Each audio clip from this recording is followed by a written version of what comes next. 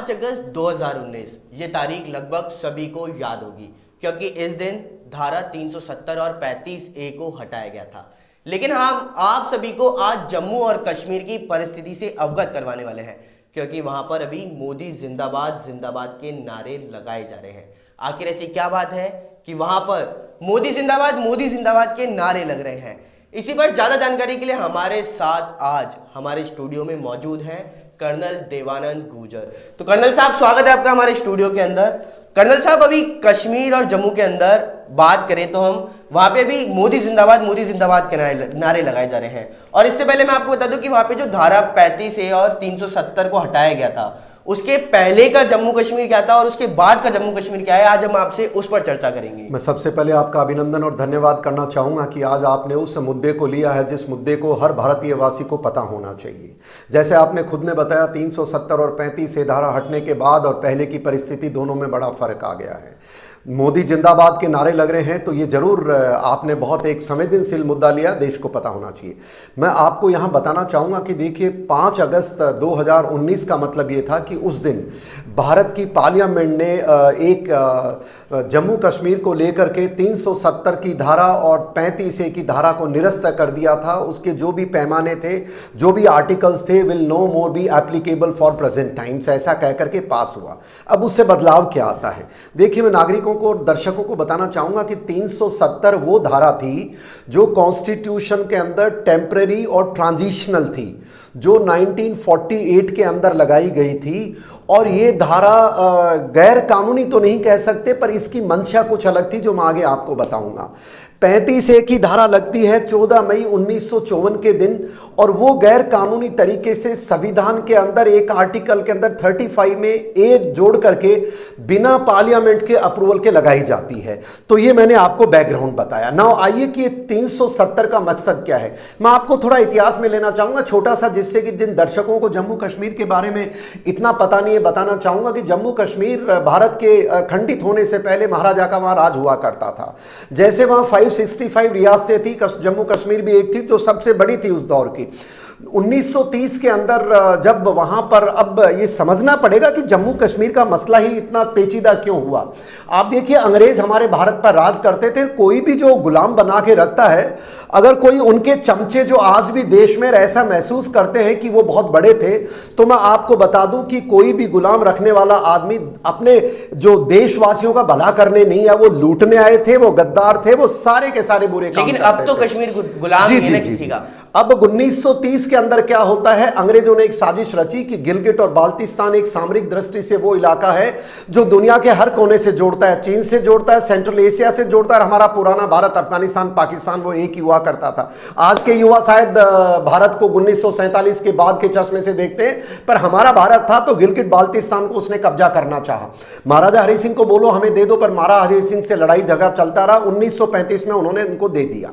अब जब दे दिया तो जब आजादी खंडन का टाइम आया, अंग्रेजों को सेकेंड वर्ल्ड वॉर में हार के बाद लगा कि अब हम वहां नहीं रुक सकते, तो उन्होंने कश्मीर को वापस महाराजा के हवाले कर देते हैं। वो होता है उनका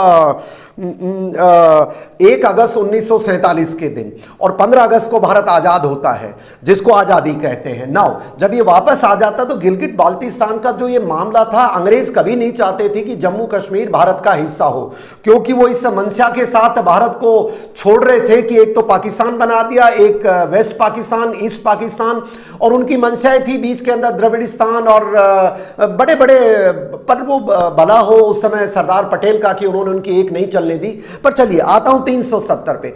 अब 370 एक ऐसा आर्टिकल जोड़ा गया जम्मू कश्मीर को लेकर के, क्योंकि उस समय देखिए 1947 में जो सरकार बनती है वो निर्वाचित सरकार नहीं थी, चुनी हुई सरकार नहीं थी, वो मनोनीत सरकार थी। अंग्रेजों ने किनको सरकार में डाला वो तो अंग्रेज जवाब देंगे, लेकिन वो अंग्रेजों की बात तो मानते ही थे। चीफ ऑफ डिफेंस साहब, chief of army staff, Hindustan Pakistan दोनों अंग्रेज थे। हमारा जो गवर्नर जनरल बनाया हमने माउंट बैटन को ही रखा, जबकि पाकिस्तान ने बदल दिया। ये परिस्थिति के अंदर क्या होता है कि 15 अगस्त के बाद भारत की सेना का कंट्रोल अभी भी एक अंग्रेज के हाथ में था। जो हमारा माउंट बैटन था, फर्स्ट गवर्नर जनरल, वो भी अंग्रेज था, और जो सरकार बनाई थी वो भी उन्होंने बनाई थी। कॉन्स्टिट्यूशन बनाने के लिए हमारे कुछ पढ़े लिखे लोगों को टास्क दिया, जो बहुत अच्छा है, जैसा भी मैं उसकी समीक्षा नहीं कर रहा हूं। एक तरह से अगर हम बात करें तो पर 370 जो जोड़ा गया वो 1948 में 16 अक्टूबर के अंदर जोड़ा गया। उसकी बहुत अहम बातें, सबसे पहले इसको टेम्पररी बनाया गया, ट्रांजिशनल बनाया गया कि ये कभी परमानेंट नहीं हो सकता। तीसरी बात, जिस दिन ये पार्लियामेंट में पास होता है तो जो नेहरू जी थे वो वहां पार्लियामेंट में मौजूद नहीं थे। उन्होंने टास्क दिया अपने सेक्रेटरी को, जो आई थिंक अयंगर या जो भी थे, मुझे याद नहीं है, और उन्होंने पटेल को बोला कि आपका पास करना जिम्मेवारी है, क्योंकि कश्मीर का मुद्दा कश्मीर अपने पटेल साहब के नीचे नहीं था। तो इन परिस्थिति में इन्होंने ये एक्ट पास किया, जैसे मैंने थोड़ी देर पहले बताया। इसके बाद 35A को भी जोड़ा गया 1954 के अंदर मई के महीने में। ये दोनों क्या, इनके कारण बवाल क्या हुआ, मैं आपको बताना चाहूंगा। 370 का मतलब एक था कि वहां के ऊपर जो सेंट्रल हमारे भारत की पार्लियामेंट कोई भी बिल पास करेगी, कोई भी कॉन्स्टिट्यूशन की धाराएं लगाएगी, हमारा सुप्रीम कोर्ट होगा, कोई भी चीज जम्मू कश्मीर में तब तक मान्य नहीं होगी जब तक कि उसकी असेंबली उसको रेटिफाई नहीं करे। ये तरह से तो सरकार दो तरह की हो गई, बिल्कुल। और वहां पर और वहां की अलग, बिल्कुल अलग थी। वहां प्राइम मिनिस्टर था, जम्मू कश्मीर के अंदर प्राइम मिनिस्टर था, सदर रियासत और इस तरह के उनके नाम हुआ करते थे। और दूसरी बात, उनका कॉन्स्टिट्यूशन अलग रख दिया गया। हमारा कॉन्स्टिट्यूशन को 1948 के अंदर नवंबर के महीने में उनके महाराजा ने स्वीकार कर लिया था कि जम्मू कश्मीर का कॉन्स्टिट्यूशन भारत के कॉन्स्टिट्यूशन के अंडर रहेगा, पर उनका अलग था। तो अब आप बताओ, जब ऐसी धारा लगा दी तो देश को तो पहले ही तोड़ने की तैयारी कर चुके थे। यही खत्म नहीं होता है उनकी मानसिकता। ये अंग्रेजों की थी या जो देश के अंदर उसमें ताकतवर थी, मुझे नहीं पता है। वो फैसला आज की सरकार करे, नागरिक करे। इन्होंने क्या किया, 35A लगाया। वो कैसे लगाया, मैं आपको बताना चाहूंगा कि उसकी कोई पार्लियामेंट में अप्रूवल नहीं हुई। 35 के अंदर 35A लगाया, जिसके अंदर से परमानेंट रेजिडेंसी कानून बनाया गया जम्मू कश्मीर को लेकर के कि कौन कौन लोग वहां के परमानेंट रेजिडेंट हो सकते हैं। अब आप कहेंगे परमानेंट रेजिडेंस हैं तो भारत का भी नागरिक है, पर दुर्भाग्य देखिए, आपको बस जब ये मामला खत्म हो चुका, इतना ही बताना चाहूंगा, उसके कारण नागरिकों के साथ बहुत बड़ा अन्याय होता था। और ये एक तरह उन फंडामेंटलिस्ट का काम था कि वहां इस्लामीकरण करने की इनकी मंशा थी, और उस मंशा को विफल अब हुआ है। उसमें क्या किया इन्होंने कि जैसे वेस्ट पाकिस्तान से भारत के खंडित होने से पहले करीब जो लोग आए थे, करीब आज की 1 साल पहले तक 10 लाख थे, उनको आज तक नागरिकता नहीं दी गई है। 1957 के अंदर से वाल्मीकि पंजाब से कुछ गए थे जो वहां की सरकार ने बुलाए थे, उनको नागरिकता नहीं दी गई है। महाराजा की सेना के अंदर कुछ गुरखाज हुआ करते थे, उनको नागरिकता नहीं दी गई है। इस नागरिकता से होता क्या था, देखिए 35 से 1954 में लागू करते, कितने बदमाश लोग रहे होंगे साहब, वो कितने देशद्रोही रहे होंगे। उन्होंने कहा कि ये लागू होगा 1944 से, किससे, 10 साल पहले से। क्यों, मैं नागरिकों को बताना चाहूंगा, इसलिए कि 1944-43 के अंदर यह क्लियर होने लग गया था कि देश का कहीं कहीं बंटवारा होगा, तो लोग बाग आने जाने लग गए। तो जो भी लोग उधर से जो हिंदू आए थे, मुसलमान तो कोई आया नहीं था, उनको रोकने के लिए इन्होंने 1944 लगाई, जो बहुत बड़ा अन्याय था। इस प्रकार से और तो और देखिए 370 के कारण, क्योंकि भारत के कोई भी जैसे पंचायत राज है, ST-SC एक्ट है, बहुत सारे अच्छे कानून थे, फॉरेस्ट एक्ट थे, वो कश्मीर में लागू नहीं करते थे क्योंकि उनकी स्टेट असेंबली पास नहीं करती थी। उसके कारण करीब 15 लाख वहां जो गुजर बकरवाल और 7 लाख जो शेड्यूल कास्ट रहते थे, उनको भी इन मूलभूत अधिकारों से दूर रखते थे।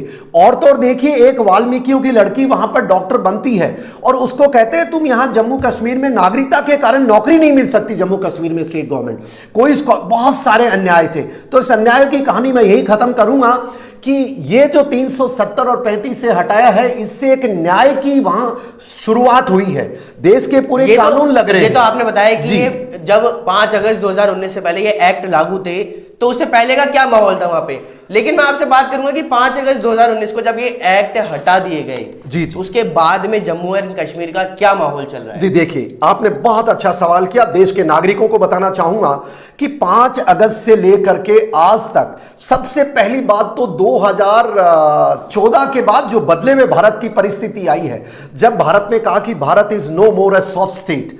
सॉफ्ट स्टेट यानी कि पहले आपको भी याद होगा, देश के नागरिकों को याद होगा कि ऐसा कोई दिन नहीं बचता था 2001 से लेकर के 2014 तक, एक महीने में बड़े शहर में बम धमाके नहीं होते थे। और सरकारें क्या कहा करती थी, हम देख रहे हैं, हम देखेंगे, हम कार्रवाई करेंगे। ये 2014 के बाद देश को बधाई हो कि उन्होंने ऐसी अपनी मानसिकता बदली कि दुश्मन का कोई भी आदमी हमारे एक नागरिक की अगर गलती से भी हत्या कर देता है तो उसको सर्जिकल स्ट्राइक की तरीके से जवाब दिया गया।